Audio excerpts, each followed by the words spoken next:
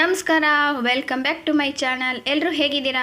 I hope ಎಲ್ಲರೂ ಚೆನ್ನಾಗಿದ್ದೀರಾ ಅನ್ಕೊತೀನಿ. ನಾನಿವತ್ತು ಮಾಡ್ತಾ ಇರೋದು ಕ್ವಿಕ್ಕಾಗಿ 3 ಮಿನಿಟ್ಸಲ್ಲಿ ಮಾಡುವಂತಹ ಟೇಸ್ಟಿಯಾದಂತಹ ವೆಜ್ ಫ್ರೈಡ್ ರೈಸ್.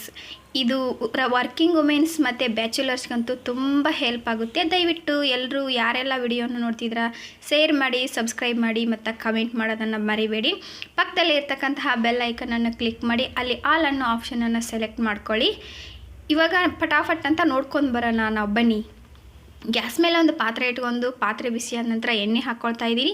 ಎಣ್ಣೆ ಬಿಸಿ ಆದ ನಂತರ ನಾವು ಚಿಕ್ಕದಾಗಿ ಕಟ್ ಮಾಡಿ ಇಟ್ಕೊಂಡಂತಹ ಈರುಳ್ಳಿಯನ್ನು ಹಾಕ್ಕೊಳ್ತಾ ಇದ್ದೀನಿ. ಈರುಳ್ಳಿ ನಂತರ ಸ್ವಲ್ಪ ಕರಿಬೇವಿನ ಸೊಪ್ಪು ಕೂಡ ಹಾಕ್ಕೊಂಡು ತಗೊಳ್ಳಿ. ಇದು ಸ್ವಲ್ಪ ಫ್ರೈ ಆದ ನಂತರ ನಾನು ಪ್ರತಿಯೊಂದು ತರಕಾರಿಗಳನ್ನು ಚಿಕ್ಕದಾಗಿ ಹೆಚ್ಕೊಂಡಿದ್ದೀನಿ. ನೀವು ಬೇಕಂದರೆ ಅದನ್ನು ನೀವು ಉದ್ದುದ್ದ ಸ್ಲೈಸಲ್ಲಿ ಕೂಡ ಮಾಡ್ಕೋಬೋದು. ನಿಮ್ಮ ಇಷ್ಟ, ನಿಮಗೆ ಯಾವ ರೀತಿ ತಿನ್ಬೇಕು ಅನಿಸುತ್ತೋ ಆ ರೀತಿ ಕಟ್ ಮಾಡಿ ಇಟ್ಕೊರಿ.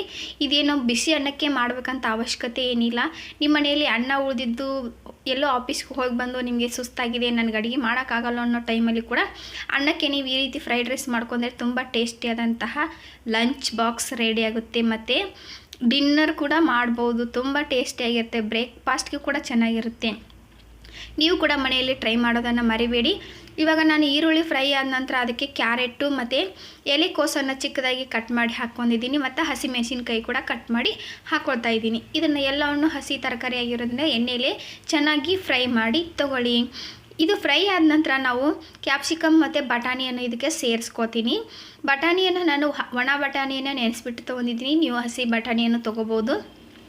ನೆನೆಸಿಬಿಟ್ಟು ತೊಗೊಂಡು ಇದಕ್ಕೆ ಯಾವುದೇ ರೀತಿ ನೀವು ನೀರು ಹಾಕುವಂಥ ಅವಶ್ಯಕತೆ ಇಲ್ಲ. ಎಣ್ಣೆಯಲ್ಲೇ ಕೂಡ ಇದು ಚೆನ್ನಾಗಿ ಫ್ರೈ ಆಗಬೇಕು ಫ್ರೆಂಡ್ಸ್. ದಯವಿಟ್ಟು ಇದನ್ನು ಎಣ್ಣೆಯಲ್ಲೇ ಫ್ರೈ ಮಾಡಿ.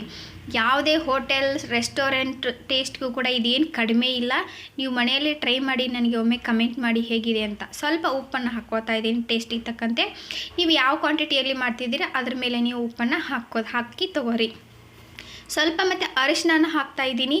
ಅರಿಶಿನ ಹಾಕಿಬಿಟ್ಟು ನಾನು ಚೆನ್ನಾಗಿ ಮಿಕ್ಸ್ ಮಾಡ್ಕೋಬೇಕು. ಅದಕ್ಕೂ ಮೊದಲು ನಾನು ಕ್ಯಾಪ್ಸಿಕಮ್ಮನ್ನು ಹೆಚ್ಚಿಟ್ಕೊಂಡಿದ್ದೀನಿ. ಯಾಕಂದರೆ ಇದು ಎಣ್ಣೆಯಲ್ಲಿ ಬೇಯಿದ್ರೆ ಮೆತ್ತಗಾಗಬಾರ್ದು. ಇದು ಕ್ರಿಸ್ಪಿಯಾಗಿ ಸಿಕ್ಕರೆ ಕ್ಯಾಪ್ಸಿಕಮ್ ಚೆನ್ನಾಗಿರುತ್ತೆ. ಹಾಗಾಗಿ ನಾನು ಕೊನೆಯಲ್ಲಿ ಕ್ಯಾಪ್ಸಿಕಮ್ ಹಾಕಿ ಫ್ರೈ ಮಾಡಿ ತೊಗೊಂಡಿದ್ದೀನಿ. ನಂತರ ಸ್ವಲ್ಪ ಅರಿಶಿನ ಹಾಕಿ ತೊಗೊರಿ.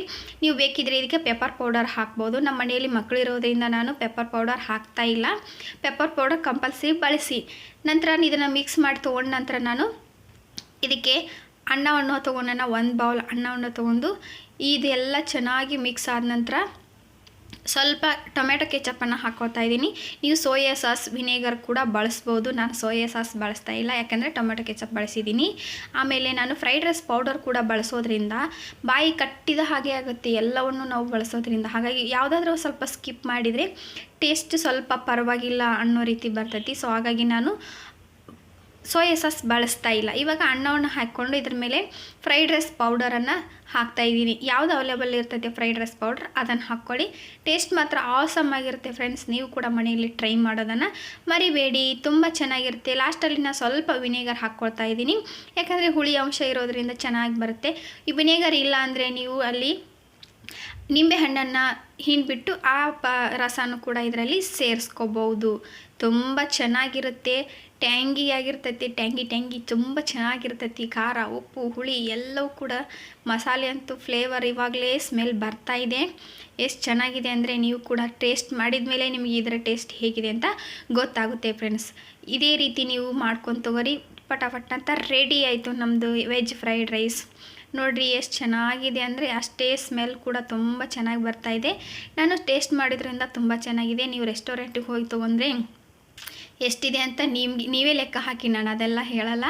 ಮನೆಯಲ್ಲಿ ಇದೇ ರೀತಿ ಮಾಡ್ಕೊಂಡು ತಿಂದರೆ ಮನೆ ಮಂದಿ ಎಲ್ಲ ಹೊಟ್ಟೆ ತುಂಬಾಗಿ ತಿನ್ಬೋದು. ಮತ್ತು ನಿಮಗೆ ಕೆಲಸ ಕೂಡ ಈಸಿ ಆಗುತ್ತೆ ವರ್ಕಿಂಗ್ ವುಮೆನ್ಸ್ಗೆ. ಈ ರೀತಿ ನೀವು ಕೂಡ ಮನೆಯಲ್ಲಿ ಟ್ರೈ ಮಾಡಿ. ಇಲ್ಲಿವರೆಗೂ ಯಾರೆಲ್ಲ ನಿಮ್ಮ ಸಮಯವನ್ನು ಕೊಟ್ಟು ನನ್ನ ವಿಡಿಯೋನ ನೋಡಿದ್ದಕ್ಕಾಗಿ ತುಂಬ ಹೃದಯದ ಧನ್ಯವಾದಗಳು. ಮತ್ತು ಮುಂದಿನ ವಿಡಿಯೋದಲ್ಲಿ ಮುಂದಿನ ಹೊಸ ರೆಸಿಪಿಯೊಂದಿಗೆ ಸಿಗೋಣ. ಬಾಯ್.